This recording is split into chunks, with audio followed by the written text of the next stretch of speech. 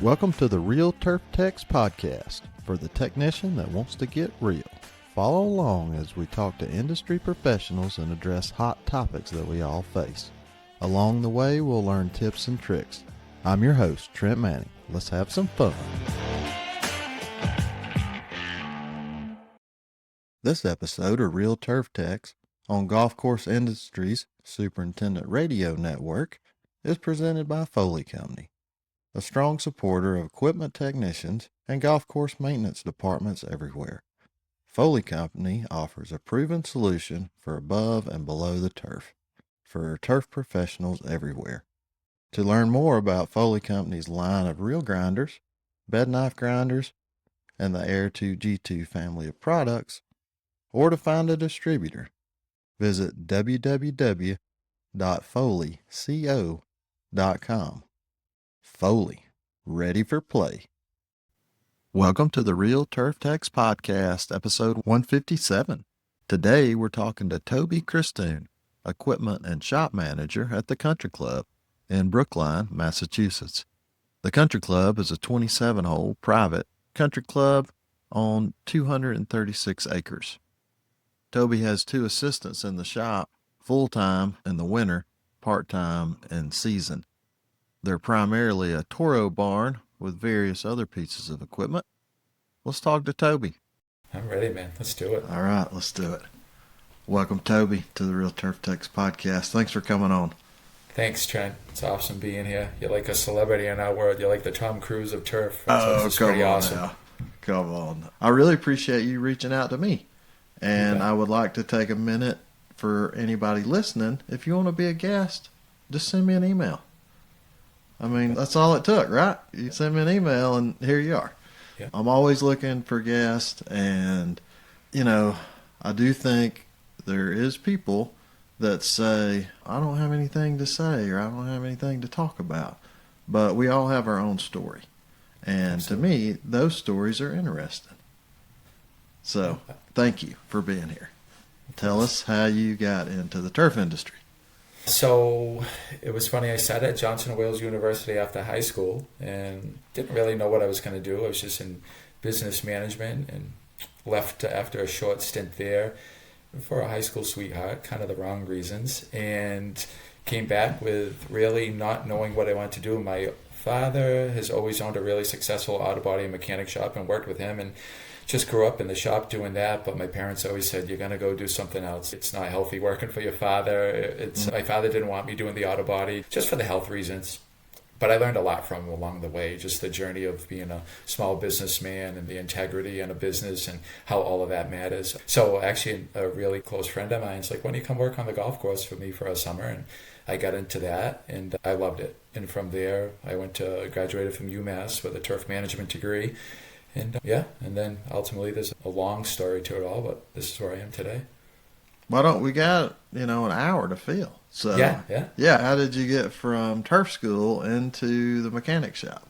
So it was kind of organic. It was one of those things where, I loved doing what I was doing. I was outside all the time, just getting dirty and having a lot of fun. But always just staring in the shop, walking by the mechanic, just, hey, I can do that. I started having that conversation. And ultimately, after my second job, my first job out of college was a grow-in. My second one was working for a municipality, and great group of guys, but the drive there didn't match the drive I had. And for something just clicked inside of me, like, you know what, maybe the mechanics is my thing. So the Boston Golf Club at the time, which is now a top 100, it actually reached top 100 when I was there. It was really cool. They were in their second phase of the growing on the back nine. I interviewed, and it was from there, it was hook, line, and sinker. Got involved in that, and that place just, I learned so much there. Between the resources and the professionalism, it was like none other that I've ever been exposed to. Boston-based course, so it's the elite of the elite, and Roddy Hine, the superintendent, he just had a really unique way about how he analyzed things, and what he expected out of me really just set my standards for what I expect out of myself, and that's it. We just kind of climbed through the ranks. I was there for a little over 7 years. The club went under some hardships after one of the owners had passed, And I had to just make a decision. It was with my now wife. I had just purchased a house within an area that it was required at the time for me to live at the Boston Club, and I had to support that. And not knowing what the Boston Club was going to do, I'm like, well, I had another guy up the road, wonderful guy, Tom Harrington, offered me a job. Hey, we can do this for you, and it was awesome. And Tommy was a stand-up, just a wonderful guy to work for, work with. But there was something missing after I left the Boston Club, and not taking anything from Marshfield. I had a void in my life, and I didn't know what it was. So I went into sales. I took a shot in the dark. Oh, no, tell me. You didn't do it. You went the sales route. Oh. And no regrets at all. And this is why I love telling this story. I went into sales and I was selling Jacobson. And there was no Jacobson in the area at all. If you're familiar with Massachusetts at all, it's the coastal area. My territory was Cape Cod. And there was 135 golf courses, probably matching that few municipalities, and I was green as hell. I didn't know what the heck I was getting into. I thought, hey, I know how to fix equipment. I know guys in this business.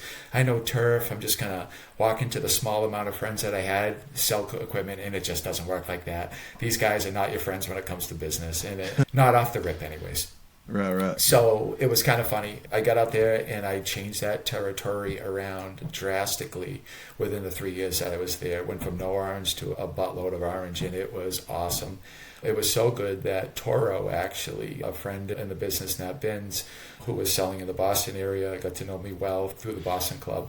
And they said, hey, listen, they would love to talk to you. The Rhode Island guy's retiring. This would be the perfect fit. So the owner of TPC, Doug, gave me an awesome opportunity, and I killed it for them. But this is where it all kind of comes back. And I guess it's one of those things where, like us mechanics at Territorial, we like to have a home base, and I never had that. As many great relationships as I made, as many great friends that I have because of those sales jobs, I never felt 100% whole as far as having that home base. So I was one of the gentlemen, wonderful guy, John Kelly, the Catanza Club, another top 100 club. He's well known, a Marion guy, just salt to the earth, a true gentleman. His mechanic was retiring after 43 years, and we were just having lunch, and it was kind of just one of those organic conversations, and it worked out. It was just one of those things. I'm like, yeah, I think this is it. Went home, talked to my wife. We were trying to have a second baby. It was just one of those things with the sales world. You can be a little bit all over the map, and it can get a little volatile at times. The one thing that I think the misconception is sales guys have it easy. Trent, I'd say it's 50 times harder than what we do for head stress. Physicality, definitely not, but the clock, the phone never shuts off, the mind never shuts down, especially when when sales depends on your well-being. So with that being the case, it was an awesome move to Catanzit.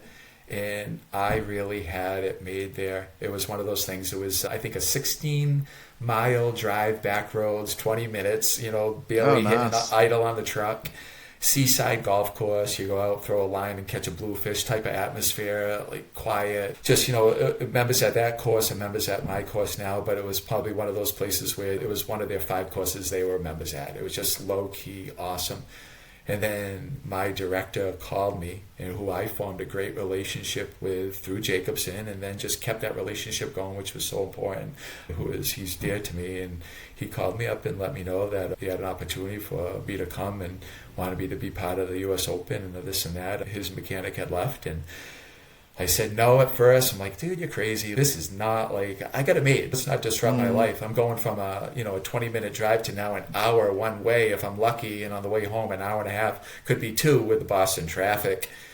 And we ended up meeting up and just had a nice dinner and talking. I went and visited a couple times, and something about the energy from that place just grabbed me, and it's like a vortex there, and it sucked me in. And I don't know. I'm blessed to be where I am now, but that's the short of the long story. Okay, that's awesome, though. Yeah. I mean, I love your passion that you're exuding here for the industry. It really warms my heart, so I appreciate that. Yeah, I mean, seems everything just fell into place, right? I mean, it's kind of funny how things just work out, right? Sometimes. Yeah, it is funny. And I think one of the most important things, I learned in this lesson of how I got to where I am is what you give to the world. I'm a big universe guy, a big believer in, a higher being. And I believe what you give is what you're going to get. And I also realized that in this business, like, relationships mean everything. Everybody has gotten to where they are with a different mode of action. But I think the secret of my success really was those relationships, and just like putting yourself out there to a point that it's uncomfortable. I mean, I'm a small hick town kid, like gun tooting, grew up in the woods type of guy. And all of a sudden now I'm thrown into this corporate world and just scared, didn't know how to react. And the biggest thing I learned out of this was be myself. I mean, my old man would always tell me, my mom would always tell you that, grow up, just be yourself. Everybody will like you. And it doesn't work like that on the playground. But when we're all adults and you kind of see, and everybody's just as afraid as you. They're afraid of failing at their jobs. They're afraid of whatever it is. Or maybe a guy doesn't have a great home life. Maybe a guy just needs you to be their therapist more than their salesman. But all of those relationships made me who I am, and it brought me into a whole new level of life, and how I even spin a wrench to how I treat my peers at work from when I first started in this business to how I do now. It's amazing. It really is. That's awesome. Yeah. That is so good. That is, really good. And I do look forward to getting into that a little bit more about how you got where you are now. Definitely. But first, tell us what your favorite tool is. Oh, geez, yeah. That's funny because I thought about that a little bit when you sent some of those questions. And I mean, there's nothing cooler when you have to adjust a Redexum and you got your 3/8 and your half-inch drive impact and you snap the batteries in like it's a Kel-Tec or something. Or you got your heat induction that instead of having to break out a torch, you can break a bolt like that, the bolt blaster. But honestly, if I have to say it, because it's what makes us look good every day, is the Foley grinders. You get those things sharp and you got a nice cut. Every superintendent, they want everything working, but as long as those cuts are primo, they're pretty much laying off you. And I say it's my favorite tool. Yeah. No, that's a good one for sure. Yeah, I do want to hear more about. I go all over. I've said this before, a tool junkie with hoarding tendencies. You can't have enough tools, and if they make a tool for the job, I want the tool. But seriously, my favorite tool is my flashlight that I keep in my pocket at all times.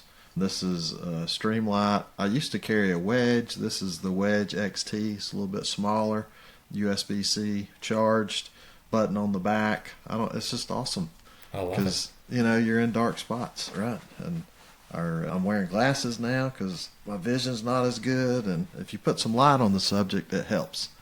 Yeah, not kidding. Yeah. I don't go anywhere without my flashlight. I love it. I'm traveling, whatever it is, going to the movies with the kids, it doesn't matter. I got my flashlight. Perfect. Because you never know when you might need it. But tell me more about the heat induction something or another you mentioned. It's I think the brand name, I don't even know if it's a brand name, but the name that they call it by Kimball Midwest, it's a bolt blaster.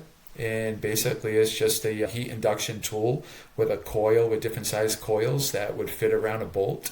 And you're just going to put it up around that bolt without actually touching the surface of it. Hit the button for 30 to 100 seconds, depending on what you need. Let it cool, break the bolt right out, but it gets cherry red, separates obviously the two surfaces from one another, and it's absolutely amazing. I mean, I can't tell you, it's almost to the point like you want something to be seized up just to play with it, because it's one of those tools that every time you use it, you're like, I can't believe this thing actually works. And who the hell came up with this? They're probably sitting on an island right now, drinking a lot of margarita. Yeah. Well, as soon as we get off here, I'm looking that up, bolt blaster. I wrote it down here. That's awesome. Yeah. That's what I love about doing this, right? And you're not only educating the listeners, you're educating me too on new tools that I probably shouldn't buy, but I'm going to anyway. That's what happens. Why not? Yeah, why only not? live once, right? Yeah, that's right. What do you do to relax or find your balance? My biggest balance, besides my love of motocross, which I don't get to do too much anymore, my biggest balance is spending the one night a week with my wife on a date night. I mean, I don't know about for you, but, family's everything for me. I have 2 children. My daughter Stella is 9, Cooper's 6, and they're just full of life and energy. So between just the everyday monotony of between work and just trying to make sure your kids are having a good life and anything else that comes your way. I look forward to that Thursday date night where I can just relax, have a good conversation. The kids are at Gigi and Grampy's sleeping over that night, so it's just us. And it's even come to the point where we don't even go out anymore. We just want to stay home and just talk, have silence, get takeout, and just kind of pull back from the world. She's got a stressful job. She's an OR nurse, so by the time the both of us are done, like that's what we need for me to keep my balance for work and for home. Because if one's off, they're both off, and I don't want to do like that. I've done that when I was younger, but you know, as we get older, like you just there's only so much you're going to put up with, and you got to find a way to make it work. So yeah. No, that's really good, and I don't know how many. So I got 2 girls, and I don't know how many people told me, as when they were younger, they grow up so fast, and I heard that, and I believed that, but it happened so fast. Too fast. Yeah, it's so fast. How old are they? So now they're 20 and 17. Oh, wow. Almost 21 and 18. Wow. We got about 6 weeks. They're both their birthdays is in December. I didn't plan that very well, but that's okay. And they're awesome. And you're talking about your date night. So I meet them every Thursday night too.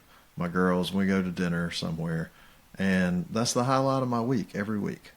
Oh my God, yeah. It's spending time with them and hearing their stories. They're both working, both going to school, all the things. It's just a lot of fun. And yeah, for anybody listening, I mean, just cherish your time with your family. Yeah, no days. Tomorrow's not promised, right? Not promised, for sure. So. I can beat you one on the birthday thing if you want to talk about, but we did plan. Both the babies were C-section, but anyways, both the same exact May 16th. So that's funny. No way. That is exactly. Crazy. But yeah, it's just wow. That's it's always crazy. Fun to tell somebody that. They're like, "No, there's no way." I'm like, "No, it is a way." Yeah, and it did happen. So yeah, that is crazy. Yeah. How do they enjoy having the same birthday? They don't care. They're the most lighthearted, like great. They're just you're going to be biased to your kids, but they're just good kids. Whatever comes their way, they love it. So yeah, that's awesome. Good stuff. Yeah. The day that they do complain, we're not celebrating. I told them so. Hey. Oh yeah, there you go. Right. What's one of the strangest things you've seen at work? Oh man, any good stories? I think one of the things that I want to highlight, and it's not that I want to get into the really specifics of it. But an individual died on a golf course, and it was one of those things. It was earlier in my career, but it always stuck in me. And it was something that wasn't necessarily his fault. It was a contractor's piece of equipment that the ROPS was taken off, and ultimately an embankment collapsed, and the machine crumbled and crushed him. And it was one of those things with the gentleman who was very close to all of us, and it really resonated with me because it was not only the loss of somebody that you looked up to and somebody that meant something significant in your life, but it just showed that how important safety is. And I think that was one of those things where I'm not running scared, but I'm very cautious to this day of what people are doing, and will be the one to speak up first about it. And when I got to TCC, it's such a beast there. It was 36 guys. When there were even more up to the leading year of the Open. With 27 holes, there's a lot of machinery, a lot of open roads, and people flying by, misusing properly. And I made that point to the director right away. Like, Dave, could you help me? Could we support this? And he, without a question, did not hesitate. Went to our GM, Christoun, who is just such a badass. She is a gangster. She is like the true gangster. Like, she is just amazing in every way and how she gets it done. And when you put a case to her, she is going to support you 100%. With that being the case, they let us pull in a company called Golf Safety out of Florida. They come up once a year, evaluate the facility. Vince goes over everything where they update you. Oh, Vince, no way. Yeah. He comes by my shop too. That's awesome. He's awesome. Yeah. And it's a 2-part thing. It keeps us protected on a liability standpoint because we're allowed to do the training for both, the seasonal, which is predominantly Spanish, and then the more American English speaking crowd. And it keeps me on my toes and lets me kind of know what needs to be done. And it's just another tool in the arsenal that just makes us better. But you talk about those strange things. Those strange things, I think that we come across. I've tried to take instances like that and just learn from them, and hopefully, not to the point where I beat the horse to death and people aren't turned off by it, but they're learning from that as well. No, that's wonderful. It is. That's good stuff. And I like it when Vince comes by. And I mean, most all our stuff, is in order. But he does find some stuff here and there and points it out, and he does his report, and we take care of it. And I don't know how many other people do that, because he always brags on us. He's, I really, I enjoy coming here because if I make a recommendation, y'all follow through and get it done. I don't know that everybody's doing that, but, it makes the club better, safer for all of us. So a really good service. And you were talking about the training videos being in Spanish. It was raining yesterday, so Latino crew was watching videos by Golf Safety in Spanish. I mean, it's just awesome. Yeah. It's awesome. Good stuff. Do you have a mentor in the industry? Yeah, I do. I really have two, because your career evolves so much where the mindset has changed and the relationship, obviously, just because of, how you're working together. But my first one was my first golf course that I worked at, Keith Kruger. I mean, he is the salt of the earth. He's dear to my heart. He's the guy that I never could understand. We're there at 5:30 in the morning. You're a teenager, and why the hell is he smiling at this time? Hey guys, just happy to the world, and never really got upset about anything, which amazes me. I mean, I would get more upset, and I think a lot of it was about more passion to the simple things. And he's relax, we got this, and always kind of brought it back. But when and this was in that transition, that was my first golf course job, and he saw the light in me. He's, you just have those mechanics and that aptitude to, the eye for details, stuff like that, which I think was helped being an auto body, and like all those little things matter. So he kind of took me under his wing, and by the end of that summer, I'm like, it's the last minute. I'm going to look into, going to UMass, and would you write a letter of recommendation? And I did it, and awesome. It was awesome. I'm really happy I did all that. And and then, it all evolves, and I met some wonderful guys through the way, great friends that have given me great advice. But Dave Johnson, he was that guy, like when you meet somebody, like you want them in your life forever. He's on the same plane as Keith, and they both have this common thread that I'll mention in the end. But when I first met him and sat across from him when I was in sales at Jacobson, he has this way, I call him, like I say, he has like the eagle, like he's just like at this stare through you. It's like just staring you down, and he gives you like this, well, you better man up or you better cower down. And I'm like, all right, what do you got, buddy? And we're just two of the same people. We're both goal aligned, and we just gelled. We shared all the same values of family, work, business, just like the world in general of where it is and how do you make it better. And he has pushed me to the limits as a leader at the country club, my home life, just relationships with my family, my wife, my kids. He gets that work-life balance, and a lot of people miss that in this industry, as you've seen, I'm sure. And they lose something, and by that time it's too late. And he doesn't allow that for me, for anybody, and he does it for himself too. So he's not just preaching to the choir. But I think what I have to say, the best advice out of both of them, and it's pretty much both been said out of the words and pretty much verbatim, is that there's a person behind everybody.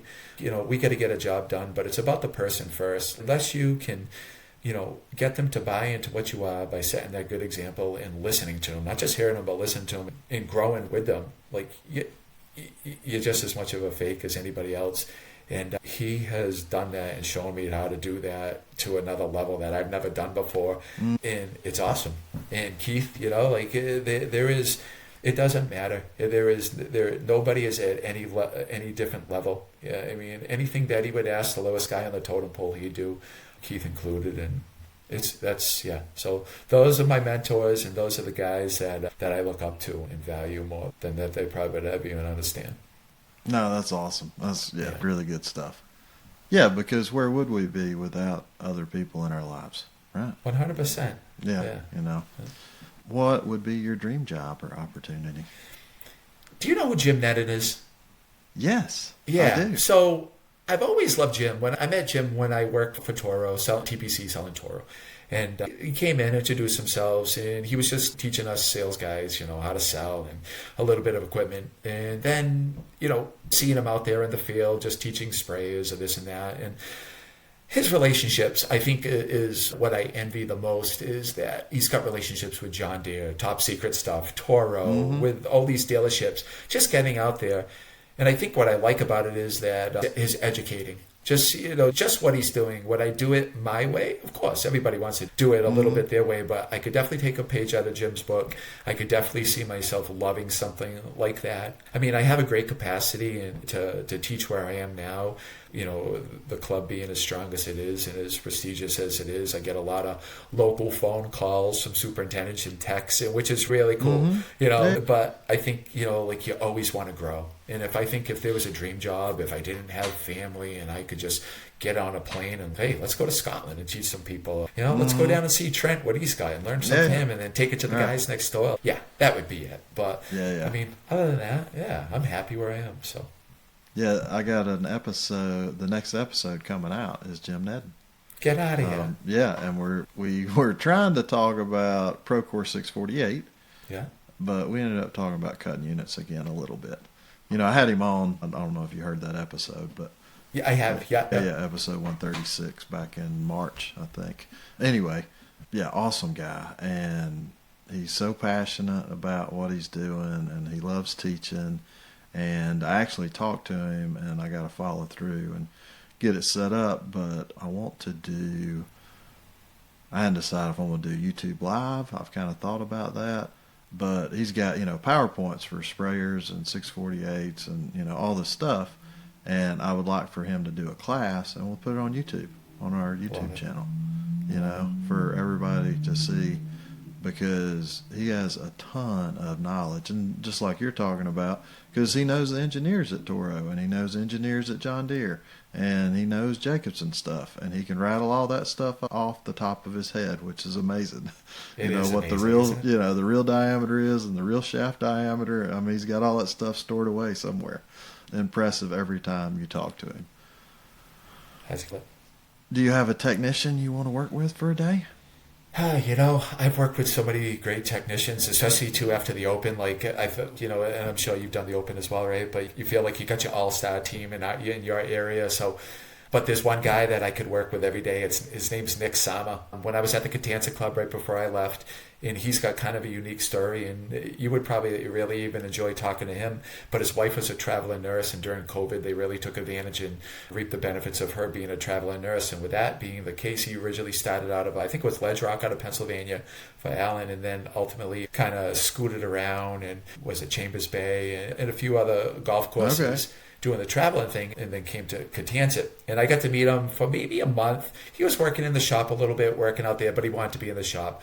But he was just doing anything he could. But before I left, he knew going to the country club, we were doing the Open the following year. And he's like, hey, if I could come and volunteer. I'm like, hey, I'll keep you in mind. Didn't really know him from a hole in the wall. And I'm kind of territorial. I'm like, all right, buddy, relax. We'll figure it out. And I ended up just reaching out to him, and he came early. He ended up doing a few months ahead of time. And I'll tell you, if there's not a guy that's could be any more dear to my heart, he is just one of the most amazing people. We worked so good together. We had so much fun together, Trent. I had the best six-pack at the end of that stint of 9 months of him there from just laughing so hard, because every day was like that. But we got the job done. And especially during the Open, we had a bunch of machines that were delivered in Spectrum, the clutches on all these walkers, and we had to get them done. It was just one of those things where, and it's as goofy as it sounds, it was just so systematic in how we done it, and we just shoved them all out in an hour and a half. And all right, what's next? And it was just like that. And the day that he left, I was like my dog died. I was out of air. I was out of gas. And to this day, though, I ended up convincing him. He did a couple more. He went out to AZ, worked out there. I want to say he went out to maybe Oregon and Washington. And I convinced him to come back. The GM at the Boston Club called me and said, hey, do you know of anybody? And I'm like, I got one guy. You got to talk to him. To Nick, and Nick's now right up the road from me at the Boston Golf Club. That's awesome, man. So, yeah, and you can tell I get excited talking about Nick, but, It was No, it's awesome. good though. Yeah, It yeah. is. Do you And have that one guy too, or I don't know. I mean, I've met so many good people in this industry. Yeah, and I don't know if I could narrow it down to one guy, honestly. it's tough, right? Yeah, it would be tough. But the first guy that comes to mind, because he called me today, is Austin Wright. Oh, So he is the equipment manager at Hazeltine National okay, in nice. Minnesota. Yeah, really nice course. Before there, he was at Sand Valley. And before there, I don't remember the name of the course, but he was in Kansas City.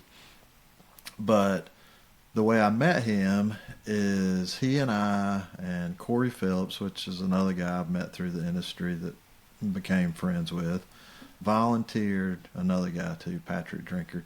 We volunteered for Advance Week for the 100th PGA Championship at Belle Reve.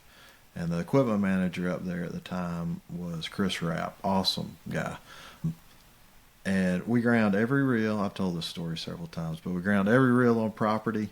You know, I don't know how many it was, but it was a lot of reels. Replaced every bed knife, advance week. So they didn't have to do anything tournament week. We were all joking. That's the B team coming in tournament week because we're the A team and got it done.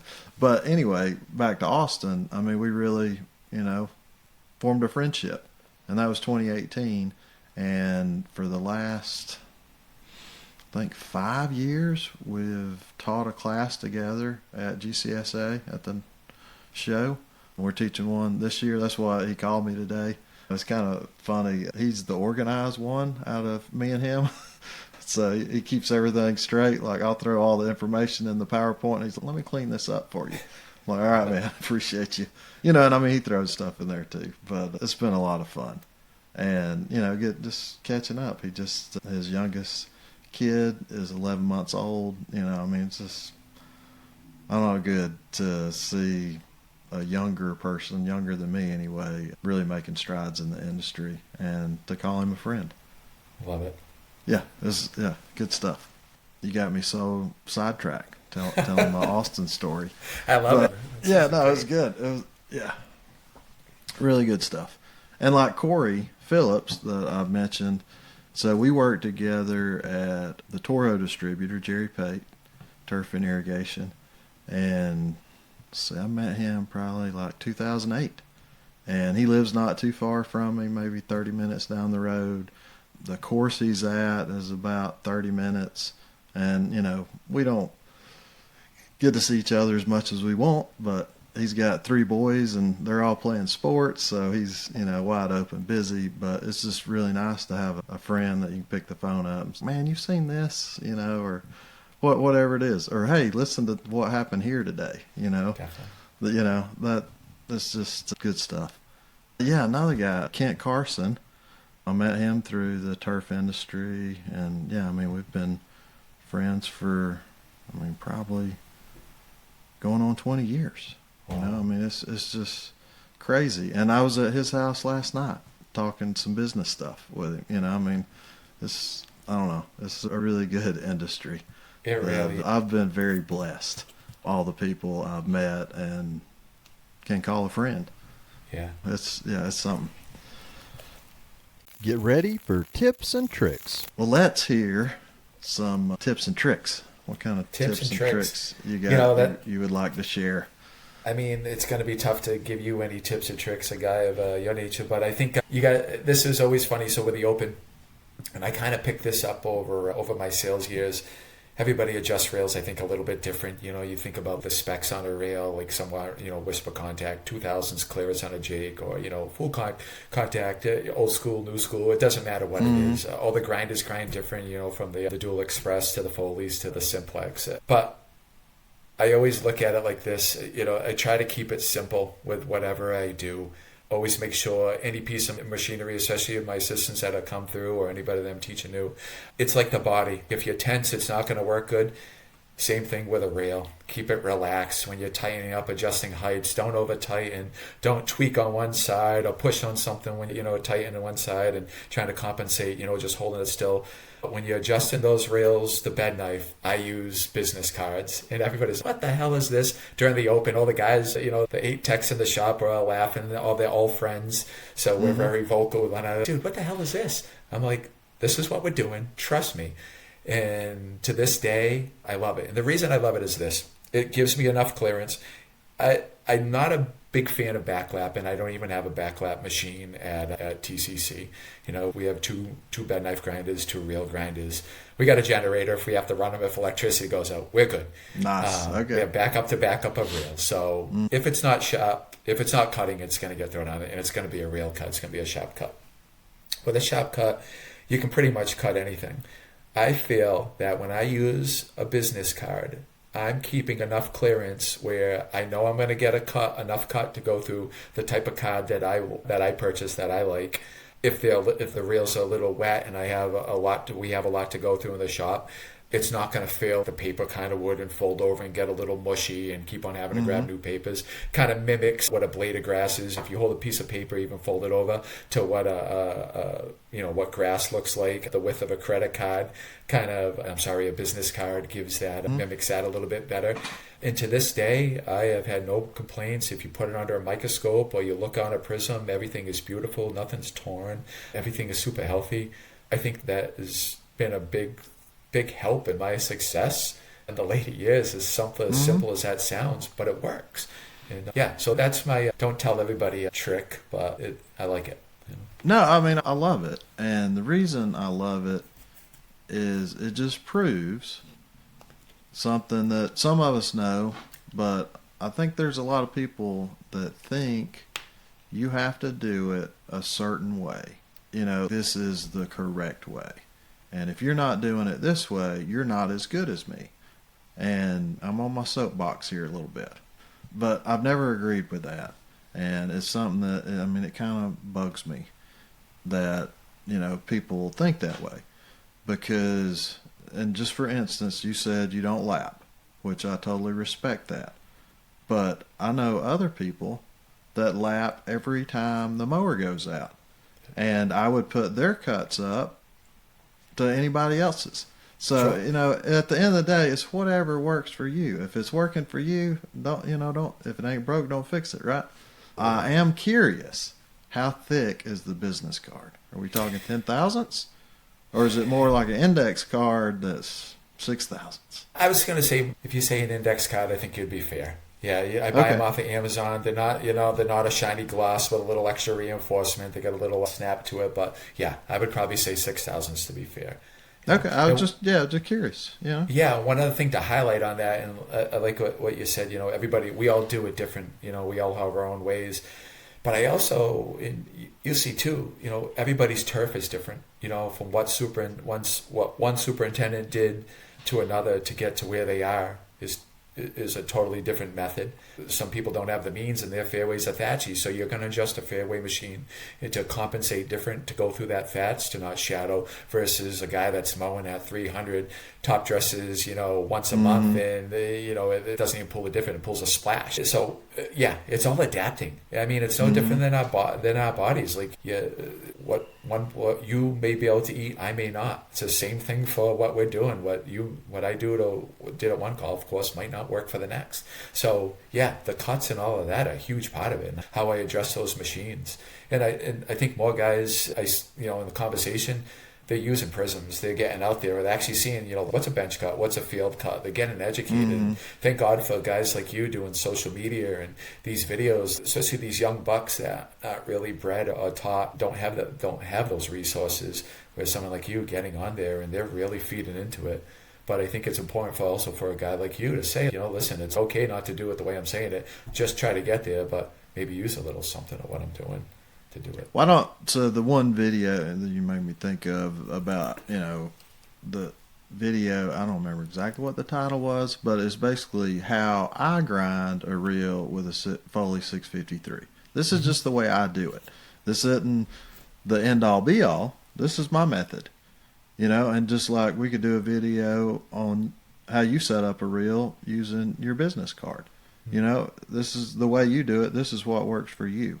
And I do think people need to see that it's, you know, it's not just my way or the highway. There's all kind of different ways. And I mean, my way is a way that I developed through every interaction I've had. You know, I mean, that honestly, it's not because what I was taught when I got into the industry in the late 90s, we used newspaper on our, you know, I mean, super thin, right? Newspaper on our greens mowers. We only lapped. I never ground a greens mower. No kidding. In the late 90s. We didn't own a bed knife grinder, but we did own a reel grinder.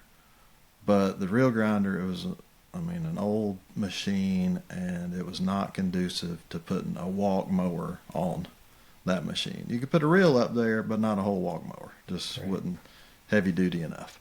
Was it an old Neary or something? Or? No, it was a Foley. It was similar to the Foley 600, but it predated the 600, and I don't remember the numbers, a 1365 or something. I don't remember what the numbers was. Sure. But, I mean, it was not rigid enough, so if you propped your arm on it while it was grinding, the grind would change. You know, like it would start grinding harder because you propped on it. So that was a long time ago. But, yeah, so totally different, right, than what I'm doing now. Sure. And I do still lap, but I lap fairway mowers on Bermuda grass. And now we just went through renovation, Zoysia. And so I got the two courses. One course is already Zoysia, and I found out there I couldn't get away with lapping in between grinds. So that course, we only grind our fairway mowers. Okay. We'll still lap green mowers and stuff, but fairway mowers, we only grind. Wow. Yeah, you know, so, I mean, my method has changed over the years due to the grass. Not the way I was doing it. It just didn't work with that type of grass. Just had to adapt. Yeah, we had to adapt and overcome, right? That's what we do. That's it. You know, and that's what makes it fun, too, right? Yeah. I mean, not that we have to enjoy. reinvent the wheel, but it's definitely, there's always something coming at you. And I think that's the coolest part about this job. As much as you think your day's already planned out, there's just something that comes at you sideways and something you may have never seen, or maybe even you did see and you're like, man, I know exactly what this is. And it all paid off. Like it was, you know, it could have been 12 years ago. Yeah. Well, yeah, I worked for a superintendent, and he told me one time, and it's something that's always stuck with me. He says, 90% of your day comes to you. And it's so true, you know, I mean, because just like you're saying, we could plan out whatever we want to do, but that all goes out the window, you know, 10 minutes after start time, right? Because whatever broke or, you know. Oh, God, yeah. It's funny. So my boss, Dave, he's the king of audibles. You know, we'll discuss it, and he'll get out there. No, this is not what we're gonna totally switch it. And it was even just funny yesterday. We have our morning meetings, and then we have our Friday meeting just to kind of highlight what's coming up for the next week and make sure everybody's on the same page. Everything's ready to go. And for the past couple of weeks, we just got done with our big verification, and Dave's known as the Sandman. If he could put more sand down and there's a reason to do it, he did it. He's gonna do it. So he wanted to verticut, and in the morning he's like, we're probably gonna verticut. I'm like, okay, buddy. Yeah. If I put the verticuts on now, I know we're not going to verticut because it's just Murphy's Law. Like, it's just not going to happen. So I'm like, just give me a call when it's ready to go, and I promise you we'll be on in 10 minutes. And it's just that running joke between us. And it's all lighthearted, just good fun, which makes the environment so fun.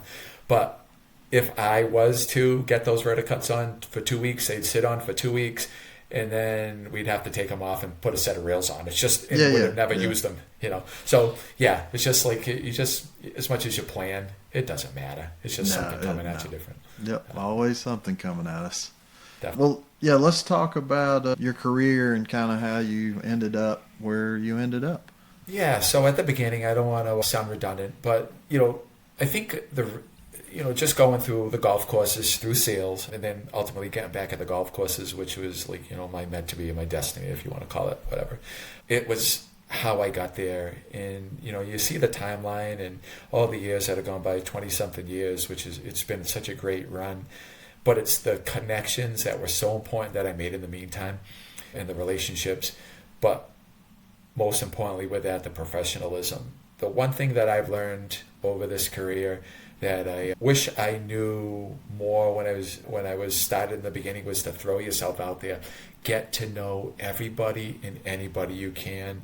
Walk in a room, as comfortable as it is, force yourself to be in a conversation with somebody you don't know. Try to meet 3 new people a day, as corny as it sounds when you go to a show.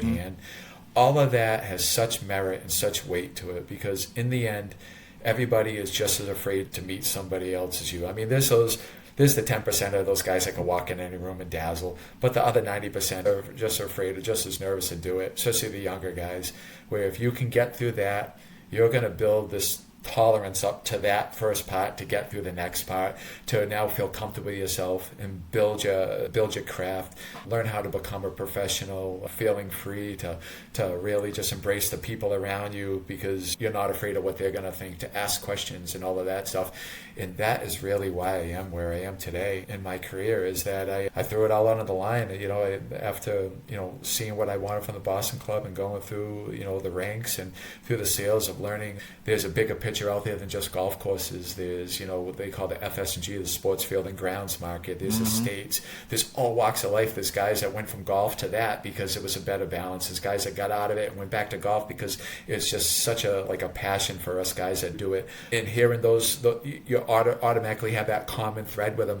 So now they've already, wow, this guy's like me. And then they start sharing family stories and putting the hearts on the sleeve. And those relationships are the relationships. If I said that I still not keep in touch, but still have relationships with 200 guys, out of all of those, that would probably be fair. Like, I can walk through and I'm going to get a hug because we shared special moments. And all of those special moments are why I am where I am today, including Dave, where he knew the type of person I was. I didn't hold anything back. I wore the heart on the sleeve. I promised him when I sold him something, whether it was Jacobson or not, it is going to be 100% you're buying from me. And he knew that word was true. And that's how I built the brand, on my word. And I think getting where I am today, of how I built it on my integrity, which is the number one thing, which I wish every young generation guy coming in would understand that. Integrity, your word is your bond. If you can live by your word, show some professionalism, and take that risk of throwing yourself out there, sky's the limit, man. There is no job that you can't have. And I really believe that. I'm with you 100%. I couldn't say it any better. That was great. I mean, that's really good. The one thing that I did think of is the common saying of get comfortable being uncomfortable, And I mean, I've been preaching that ever since I got a microphone here. Get out of your comfort zone. And how that's the only reason I'm sitting here talking to you today, is I got out of my comfort zone. Was it comfortable starting a podcast? Did I know how to start a podcast? I'd listen to a podcast. Does that make me an expert? No, it didn't. But I did some research and bought some equipment, and here we are. And it's been, going on 4 years. Wow. Which, I mean, it's just crazy. 4 years later, because I decided to get out of my comfort zone.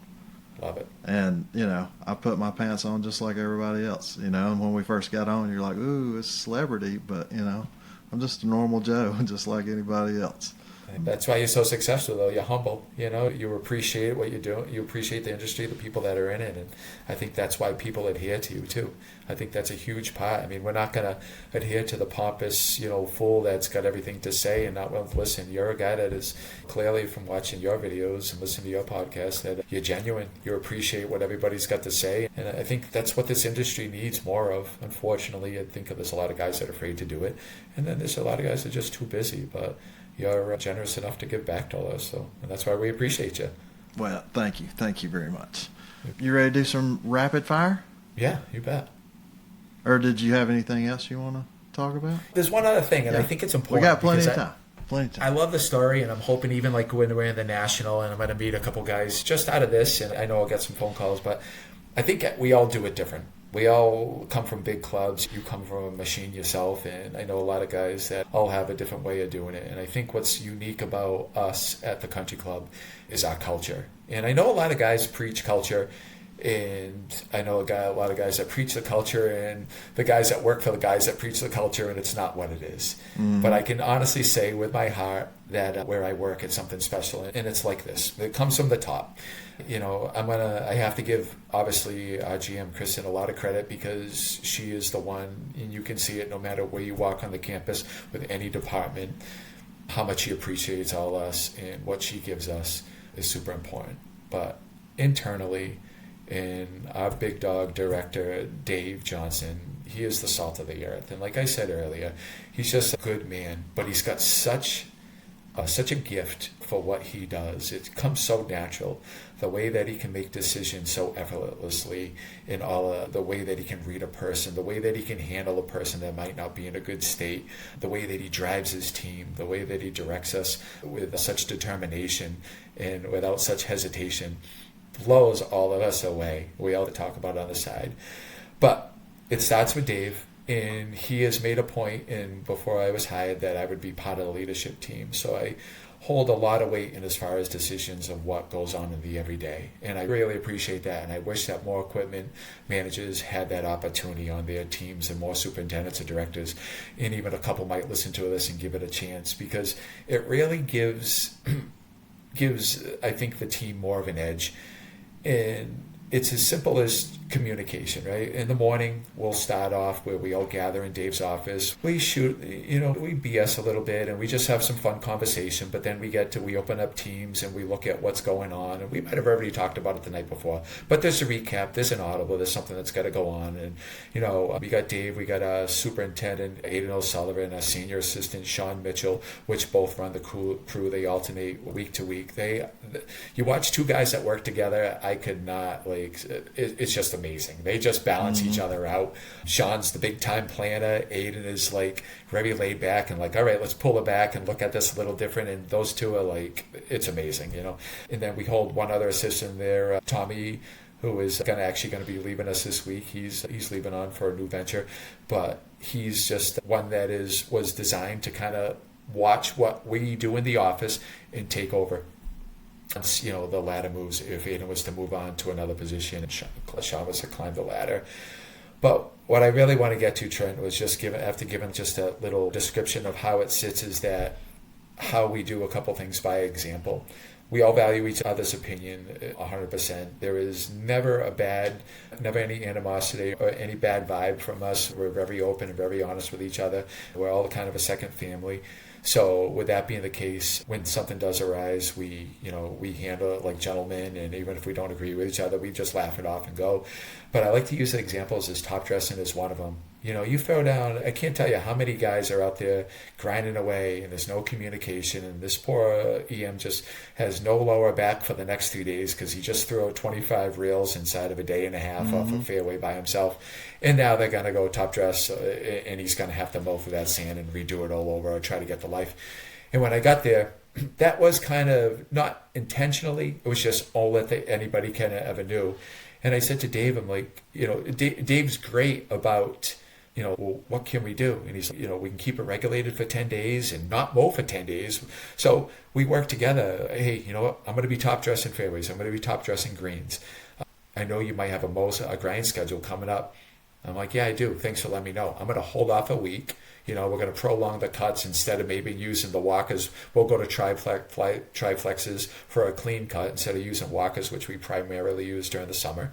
We'll get through that period of sand, and then we'll put the rails that aren't as sharp on there and kind of go through instead of just blasting through all the rails. And my theory is this, and being a turf guy too, when you're cutting sand, you're bruising tissue at the same time. Especially in the ends of the season where the spring it's not fully growing yet, and the end of the season up here in the fall where it's going dormant, I'm going to have bruised tissue that's going to take 3 weeks to heal versus, it could take 3 days to heal if you just let the sand get in the ground and kind of do what it has to do, maybe cut a little higher cut just to get above that canopy where it's sitting in, and kind of work with the super and all that, and kind of show that case. And those are just little things that we do. And it's not trying to preach, but it's just so important that we all listen to each other and we're all hearing what each other is saying, because I might not be a superintendent, but I was fortunate enough to be on the road and see what a lot of guys did and didn't do and what was successful and what wasn't. And Dave and all of us will be the first to admit that we don't know it all. So let's learn from one another. I mean, just the other day, Dave and I, we know what we want for tractors and this and that, but we're going to still do the research and go to other guys and talk to them and get the feedback just to reassure and make sure that we're protecting the club's money and making the right decision so we don't let egos come and play. But I think that's what's so unique about TCC is that we're known as the Squirrel Squad because our logo, other than the TCC here, is we have a squirrel. But I think it's just a unique name that we are a squad. We are all together. We all bring ourselves together, and it doesn't matter what department you are. We all just really embrace each other when we walk by. There's a lot of people I don't even know there, and it's funny. Like, I'll stop after this story about how unique we are as a group, but there's a lady, Jackie Singleton, and she is the director of communications, and she's just another badass girl. She is just one of those people. She's a philanthropist. She's big into just getting information out there, promoting the people from within, really exposing the club. Communication with the members is huge, which she has been the force behind that reckoning with over the years of just, like, what is the club doing, getting the members notified, getting them educated. Informational videos that Dave or Aiden or one of our old superintendents, Anthony Howard, which is just another awesome guy, God bless him, is at Pine Brook Club. They've done videos over the years to educate, and Jackie's been the promoter of that. And that's just another unique thing that we all do at the country club and maybe you do too, but I don't see it as much that I would hope that maybe people would, because communication is so important. And, when you're doing some phase mowing or trying to kill bent grass that's creeping out into the roughs and they see dead rough out there, they automatically like, this guy doesn't know how to grow grass. No, we're making the golf course better for you. So what's better than an educational video and getting that stuff out there? But, things like that, Jackie, who I've been at the club now for over 4 years, I got to go to an inaugurational ceremony a couple of weeks ago, and I got to sit next to her, and I'm like, I didn't know this much about you. And it's just so neat. We just have that comfortable atmosphere that Christoun has set, and even Mr. Shag above, and all the directors, just all some of the best, the coolest people. Brendan Walsh, who's retiring after this year, who I bet you the world knows who he is. These people treat you like you're one of theirs. There is no level of hierarchy there, and that's something I just want to talk about. Within our Greens department, and how it just stems throughout the whole entire club of 325 employees, and it's cool. It's really that's awesome, and it goes so far, for everything.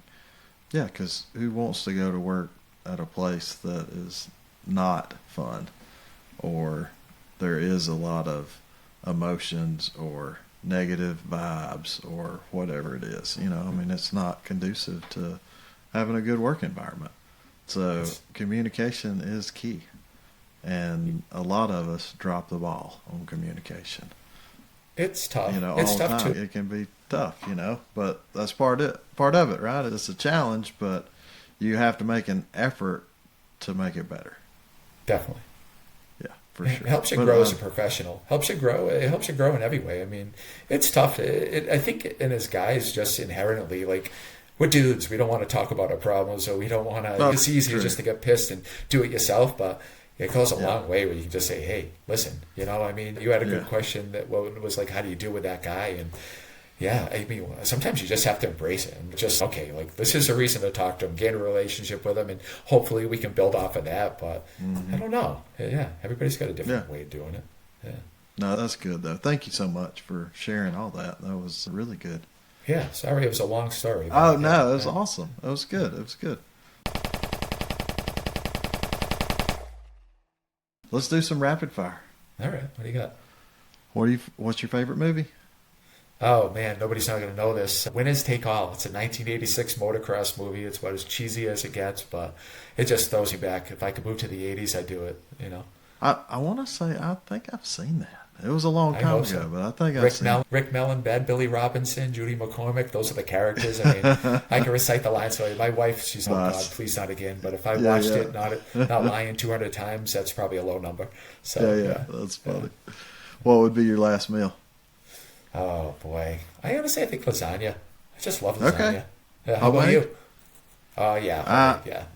Yeah, I don't know. I mean, I'm more of a barbecue. There you go. Maybe, yeah, some ribs. But Can't I go wrong with that, decide. man. Yeah, I can't decide which kind. Kansas City's really good, but we got good barbecue down here in the South. So, I don't know. What are you most proud of besides your family? See, you already most proud of besides my family. That's a tough one for me, but I want to say Korea because we've talked so much about it. But I'm going to say this: I think I'm most proud of the way that I've learned to grow relationships with people and to value a person a lot different. I mean, I always grew up where my parents are the South. I love them; they're the most wonderful people, and they're very, very generous and very kind. But I think I've just made more of a point in my later years to really keep in touch and keep relationships with people. So if I can't say my family and work I'm proud of, I would say, yeah, just to learn how to maintain relationships because, when you're younger, you're always on the go. And maybe that isn't the highlight of your life and the most important thing. But I think the older I get now at 49, I just think, man, there's no tomorrow's not promised. And I know I made that remark earlier, but like those good people that are in your life, like embrace them. Even if it's just a simple text like, hey, dude, thinking of you, miss you, do it because it is so, so important. So, yeah, I'm proud because I've come a long way. I was always too busy and not too cool for school, but yeah, I mean, it definitely finally caught on. No, I mean, I get in my own way all the time. Yeah. Just overthinking things or thinking about this, thinking about that, and don't reach out to people as much as I should. And the guy I mentioned before, Kent Carson, that I'm good friends with, he is really good. We can go maybe a month without talking, and he's going to reach out and just, hey man, how you doing? What's been going on? Every month, like clockwork. It's out. like you never dropped a beat either, right? It just picks Yeah, up the yeah. conversation. Oh, yeah, So for cool. sure. And I always say, man, I need to be more like Kent, and call other people, and I don't, but I try. Still I've got got time. better. I've got Yeah. better over the years than I used to be, living in my own little world and making up problems that don't exist. Thank you so much, Toby, for being Thank on. you. This was really This is great. awesome. Yeah, it was so much fun. And this is, for me, this is the fun part of the interview. Now the work begins after this. Nice. But no, thank you for reaching out too. So Yeah, again, absolutely. to anybody listening, send me an email, realturftex@gmail.com, and we'll get you lined up to be on the podcast. Because you just heard it from Toby. It's a lot of fun. It is. You know it. Right? No, yeah. Thank you so much for being on. Thank you as well. God bless.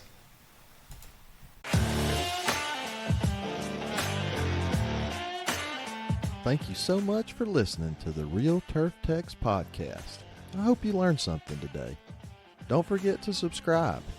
If you have any topics you would like to discuss or you'd like to be a guest, find us on Twitter at Real Turf Techs. See you bye.